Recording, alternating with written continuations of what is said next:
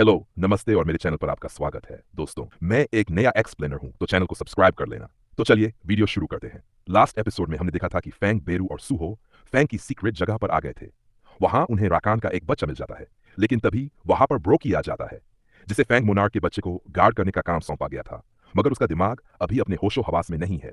अब सूहो और ब्रोकी की जबरदस्त लड़ाई शुरू होने वाली थी।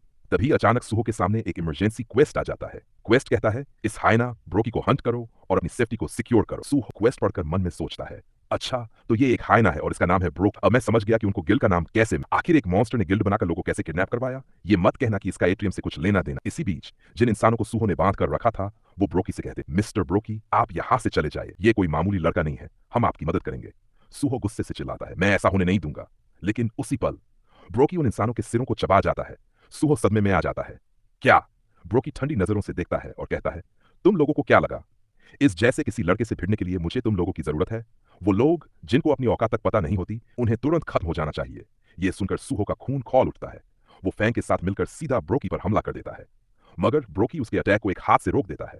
सूहो दांत पीसते हुए कहता है, ऐसे बेकार कारण से उन लोगों को खत्म करने की तुम्हारी हिम्मत कैसे हुई?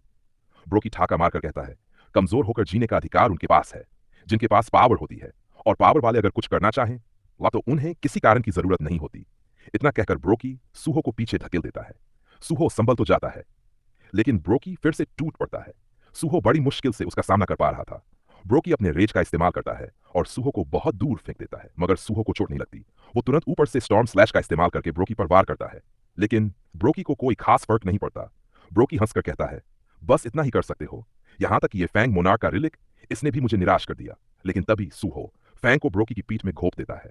ब्रोकी की आंखें सदमे से फैल जाती हैं। सूहो ठंडी आवाज में कहता है, ये अभी खत्म नहीं हुआ है। वो फैंग को घुमाकर ब्रोकी को जोरदार डैमेज देने लगता है। फैंग ब्रोकी से कहता है, ब्रोकी तुम इस तरह क्यों बदल गए? तुम तो लॉर्ड राकान की रिस्पेक्ट करते थे, तुम उनके साथी थे, आखिर क्या है जिसे तुम ऐसे बदल गए? ब्रोकी का चेहरा कुछ पल के लिए बदलता है। वो खुद से बड़बड़ाता है, क्या मैं राकान की रिस्पेक्ट करता था? लेकिन तभी उसकी आंख का इम्प्लांट चमक उठता है और ब्रोकी का दिमाग फिर से ब्रेन वॉश होने लगता है। वो पागलों की तरह चिल्लाने लगता है, फिर फैंग को पकड़कर दूर फेंक देता है। फैंग की हालत अब बेहद खराब है। उसके शरीर पर गहरे क्रैक्स उभर आते हैं। ब्रोकी गुर्राता है, मुझे उसकी कोई भी रिस्पेक्ट नहीं है, मेरे पास कोई रास्ता नहीं था, बस उसकी स्ट्रेंथ के सामने झुकना पड़ता था, और मैं फिर से कमजोरी की लाइफ में नहीं जाने वाला।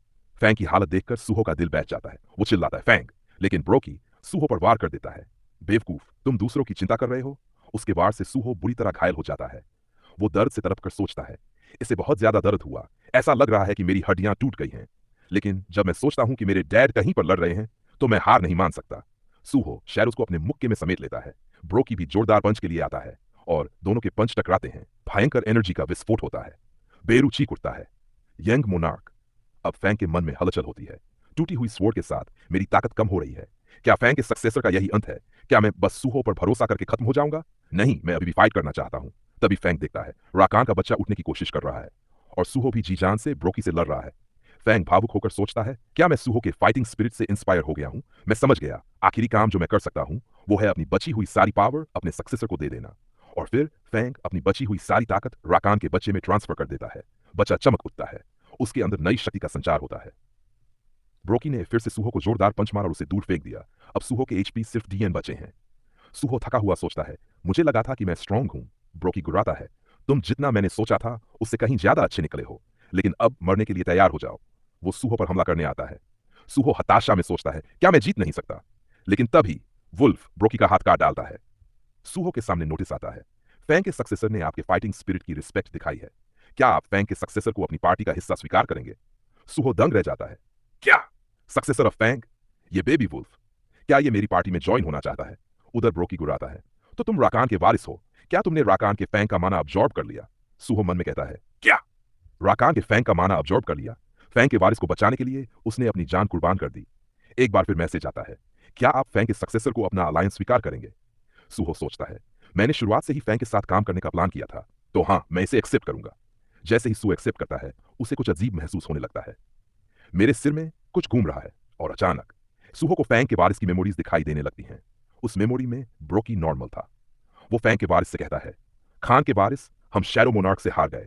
आखिरकार इस दुनिया में वही जीता है जो फिट है। हारने वालों को बहुत मुश्किलों से गुजरना पड़ता है। फैंग मोनार्क का सक्सेसर होने के नाते तुम्हें स्ट्रांग बनना होगा। ब्रोकी और फैंग का वारिस दोनों खुश रहते हैं, लेकिन तभी एट्रियम के दूत वहां पहुंच जाते हैं। ब्रोकी फैंग के वारिस को बचाने की पूरी कोशिश करता है।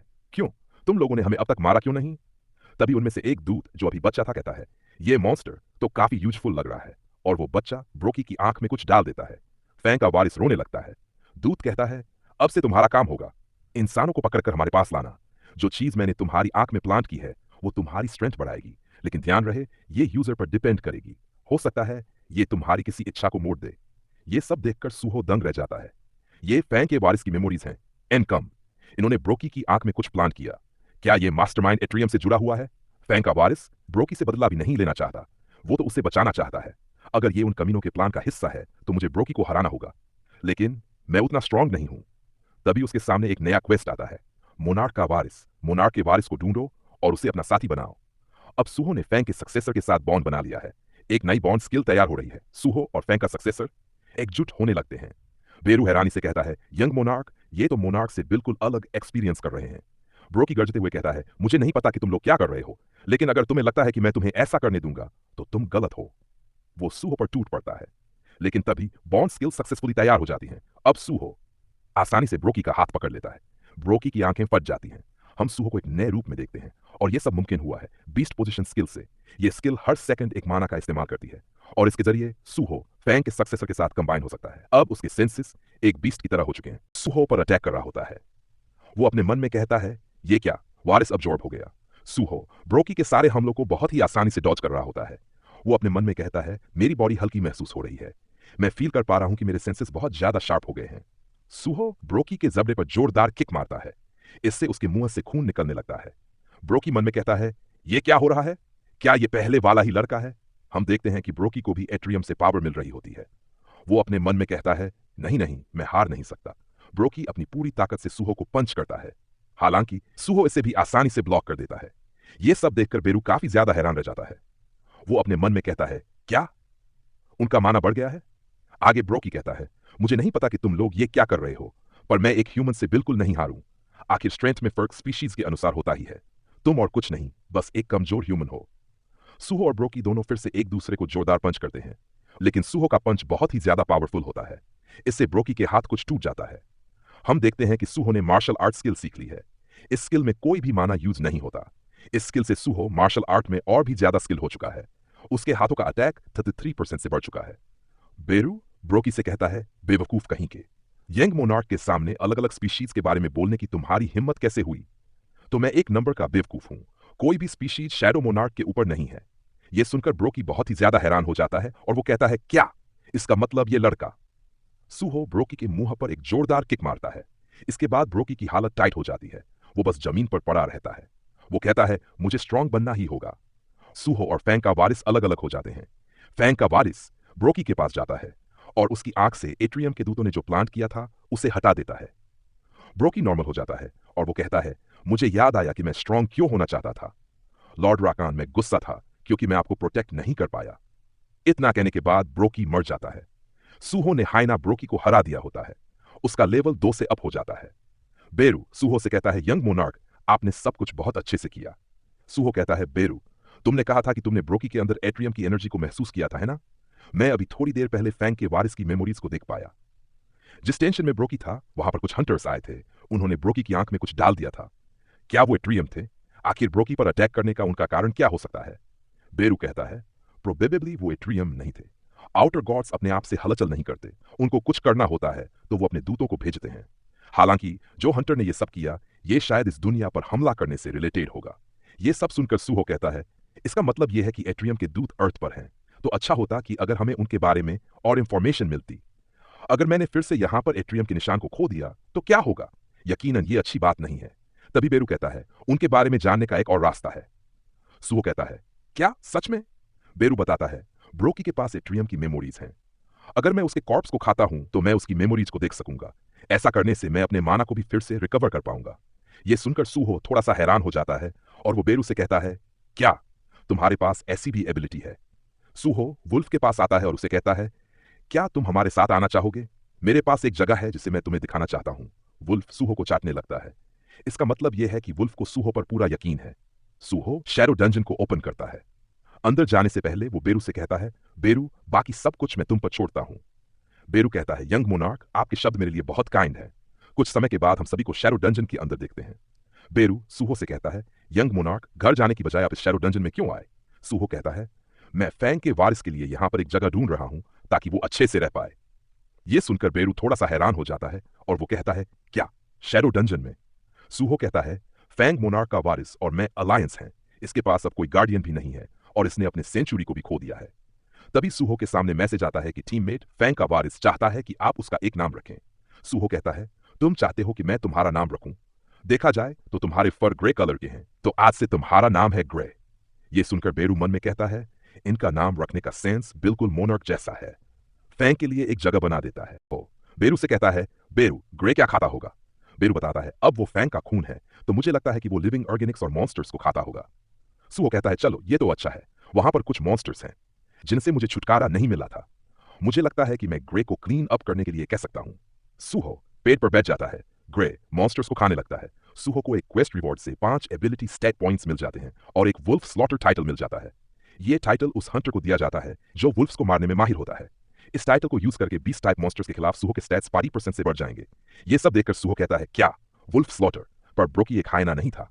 बेरू कहता है, यंग मोनार्क, इन मामूली डिटेल्स को नजरअंदाज कर दीजिए। सूहो कहता है, चुप रहो, इस क्वेस्ट को देखो, ये इंपॉर्टेंट है। मोनार्क के वारिसों को ढूंढना है और उन्हें मेरे टीममेट्स बनाना है। बेरू कहता है, मोनार्क के पास ऐसा सिस्टम नहीं था। मैंने सुना था कि जो लेवल अप सिस्टम आपके लिए बनाया है, उस सिस्टम में से बुरे इरादों को हटाकर किसी हद तक रिवाइज किया गया है। सूहो पूछता है, कैसे बुरे इरादे? बेरू बताता है, पहले सिस्टम का ऑब्जेक्टिव लॉर्ड मोनार्क सजना को जबरदस्ती ग्रो करने के लिए था। आर्किटेक्ट ने किंग सजना के वेसल को शैडो मोनार्क के लिए यूज किया जाए, इसलिए यह सब किया था। जिस मूवमेंट पर ऑब्जेक्टिव को पा लिया गया था, तब आपके पापा की सोल को डिस्ट्रॉय होना था। हालांकि आपके पापा सिस्टम के गोल के खिलाफ जा पाए और खुद ही शैडो मोनार्क बन गए। वो बहुत ग्रेट बिंग बन गए, तो उन्हें लेवल अप करने की कोई जरूरत नहीं थी। यह सब सुनकर सूहो कहता है, ओह ऐसा है, तो क्या सिस्टम अब मुझे शैडो मोनार्क बनने के लिए ग्रो करवा रहा है? बेरू कहता है, नहीं नहीं, ऐसी बात नहीं है। इस दुनिया में सिर्फ एक ही शैडो मोनार्क हो सकता है। मुझे यकीन है कि सिस्टम अपने आप ही आपकी डायरेक्शन को अडॉप्ट कर लेगा और इसके हिसाब से आपको गाइड करेगा। अगर कोई नया फंक्शन दिखाई देने लगा है, तो इसका मतलब यह है कि वो आपकी हेल्प के लिए है। सूहो अपने स्टैट विंडो को ओपन करता है और अपने स्टैट्स को देखने लगता है। वो कहता है, बेरू, अब तुम्हारी बात सुनने के बाद मैं समझ गया कि मेरा क्लास अभी भी क्यों नॉन है। सूहो मन में कहता है, जब मैं लेवल 1 पर था और मिडविंग से लड़ा, उसके बाद मेरे स्टैट्स काफी आगे बढ़ चुके हैं। इसके साथ ही मुझे काफी सबल स्किल्स भी मिली हैं। हालांकि मैं अभी भी काफी कमजोर हूं। यहां तक कि अभी के इंसिडेंट में मेरा और ग्रे का बॉन्ड नहीं होता तो मैं ब्रोकी से हार जाता। अगर ये लाइन से दी गई क्वेस्ट जो मुझे चाहिए इसलिए है, तो अभी के लिए मैं इनको क्लियर कर दूंगा। जैसे जैसे मैं इनको क्लियर करता जाऊंगा, प्रोबेबली मेरे पेरेंट्स से मिलने के चांसेस बढ़ जाएंगे। सूहो पेट से नीचे जंप लगाता है और वो बेरू से कहता है, अरे हाँ बेरू, क्या तुमने ब्रोकी की मेमोरीज से एटम के बारे में कोई निशान मिला? बेरू बताता है, मैंने उसकी मेमोरीज को देखने की कोशिश की, पर वहां पर ऐसा कुछ भी नहीं था कि एटम के दूतों ने ब्रोकी का ब्रेन वॉश किया। यह सुनकर सूहो थोड़ा सा नाराज हो जाता है और वो कहता है, तो क्या कोई भी क्लू नहीं है? बेरू कहता है, नहीं नहीं, ऐसा नहीं है। मुझे उसके अंदर से ह्यूमंस की मेमोरी देखने को मिली, जिन्होंने ब्रोकी के लिए हाइना गिल्ड को बनाया और ह्यूमंस को किडनैप किया था। और इन सब के पीछे जो गिल्ड है, वो है ग्रीन रीपर गिल्ड। अगर हम उस गिल्ड के अंदर कुछ ताक झांक करें, तो हमें एटम के बारे में जरूर कुछ ना कुछ इंफॉर्मेशन मिल जाएगी। अगले दिन हमें ग्रीन रीपर के वाइस प्रेसिडेंट एक एरेंक हंटर को दिखाया जाता है और ये और कोई नहीं, ली मिनसंग है। अगर आपने सोलो लेवलिंग देखकर रखा है, तो आपको इसके बारे में पता ही होगा। मिनसंग को टाइक नाम के एक बंदे का कॉल आ जाता है। मिनसंग उसे कहता है, क्या हुआ, तुमने इस समय क्यों कॉल लगाया? क्या तुम इस समय साउथ एशिया के रेड में हेल्प करने के लिए नहीं गए हो? टाइक कहता है, अब वो इंपॉर्टेंट नहीं है। क्या तुमने न्यूज आर्टिकल को नहीं देखा? तुम हाइना गिल्ड के इंसिडेंट के पीछे हो, है ना? मिनसंग कहता है, ये तुम क्या बात कर रहे हो? अगर तुम्हें हाइना को देखना ही है तो किसी जू में जाओ। टाइक कहता है, ली मिनसंग, टॉपिक को चेंज करने की कोशिश मत करो। मिनसंग कहता है, जिस तरीके से तुम बात कर रहे हो, यह बिल्कुल भी अच्छा नहीं है। टाइक कहता है, मैंने पहले से ही ढूंढ लिया है कि तुमने हाइना गिल्ड के साथ कुछ कमीशन किया है। एसोसिएशन जल्दी से भी ढूंढ लेगी। मिनसंग कहता है, तो क्या? अगर वो ढूंढ भी लेते तो क्या कर लेंगे? जैसे ही मैं अपने लॉयर को कॉल करूंगा, एसोसिएशन कुछ भी नहीं कर सकती। हम टाइक को देखते हैं। आगे वो कहता है, तो मैं इतना और कॉन्फिडेंट नहीं होना चाहिए। एसोसिएशन के लॉज शायद उतने पावरफुल ना हो, पर एसोसिएशन के चेयरमैन कोई मामूली चीज नहीं है जिनका तुम सामना नहीं कर पाओगे। मेरे आने से पहले तुम अच्छे से सारी चीजों को लपेट लेना। इतना कहने के बाद टाइक फोन रख देता है। मिनसंग को बहुत ही ज्यादा गुस्सा आ जाता है। वो कहता है, अपनी बात कहकर ऐसे फोन रखने की उसकी हिम्मत कैसे हुई? वह बस मेरा ड्राइवर हुआ करता था। अब वो पूरी तरह से घमंडी हो चुका है क्योंकि वो एक एस रैंक हंटर है। मिनसंग गुस्से में आग बबूला होकर टेबल को तोड़ देता है। आगे वो कहता है, जिस बंदे ने ब्रोकी को हराया और हाइना गिल्ड को तबाह कर दिया, भले ही कुछ सर्वाइवर्स ने मुझे उसके बारे में इंफॉर्मेशन दी है, लेकिन बस इतना ही पता चला कि वो एक यंग हंटर था जिसने एक मास्क पहना था। खैर, अभी मुझे उस पर टाइम बर्बाद नहीं करना चाहिए, जिसके बारे में मुझे ज्यादा इंफॉर्मेशन नहीं है। अभी के लिए ये इंपॉर्टेंट है। हम देखते हैं कि मिनसंग एक गोल से ऑब्जेक्ट को निकालता है। मिनसंग कहता है, ये है हंटर अवेकनिंग स्टिमुलेटिंग, और यहीं पर एपिसोड एंड हो जाता है। तो दोस्तों, अगर आप नए हैं तो चैनल को सब्सक्राइब कर देना, वीडियो को लाइक करना, और मिलते हैं अगले धमाकेदार एपिसोड में। तब तक के लिए बाय बाय।